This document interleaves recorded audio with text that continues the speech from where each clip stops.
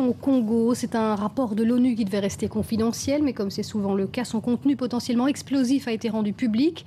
Le Rwanda et l'Ouganda sont accusés de continuer à soutenir la rébellion du M23 qui sévit dans l'est de la RDC.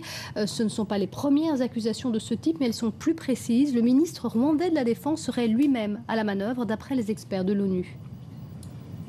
Des rebelles du mouvement M23 filmés en juillet dernier dans l'est de la RDC.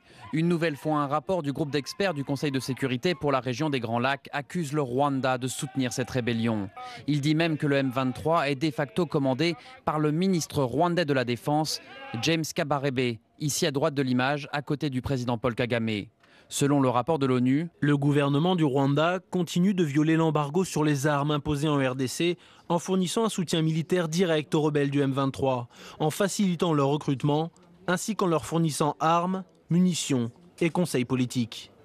Le document affirme aussi que l'Ouganda du président Yoweri Museveni aide le M23, notamment à travers des livraisons d'armes. Le Rwanda et l'Ouganda ont tous deux formellement démenti ces accusations. Mais la RDC du président Joseph Kabila a demandé mercredi des sanctions à l'encontre des deux nations.